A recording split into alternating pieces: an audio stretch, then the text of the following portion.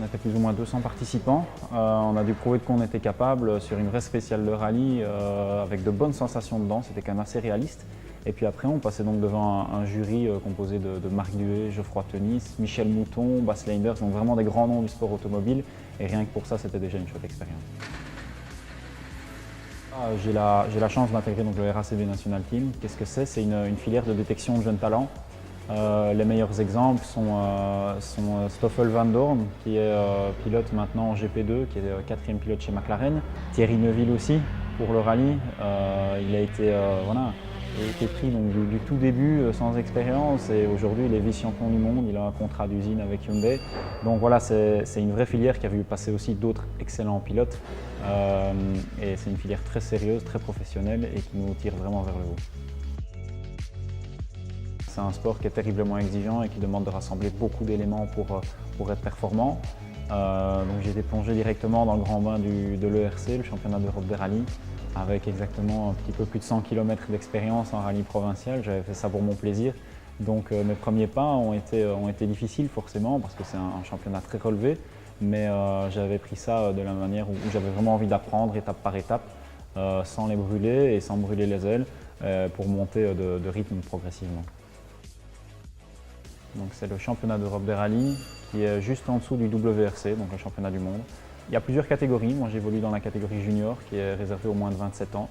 Donc ce sont tous des pilotes qui ont les dents très longues et énormément de champions nationaux. Je crois qu'il y a plus de 20 nations représentées et on retrouve les joyaux de chaque pays. Donc c'est des bagarres qui sont très intenses, à coups de dixièmes de seconde sur des rallyes qui font plus de 200 km. Donc c'est une vraie bagarre, comme on les aime en tout cas. Le point le plus positif, c'est que j'avais tout à apprendre et un championnat comme ça, on pourrait croire que voilà, c'est un petit peu se jeter dans la gueule du loup de partir tout de suite en championnat d'Europe, mais moi je ne suis pas d'accord avec ça. Je pense que c'est surtout une très bonne école avant tout. Une école qui est très exigeante, mais quand on le fait avec du sérieux, je pense qu'on apprend plus vite par cette formule-là.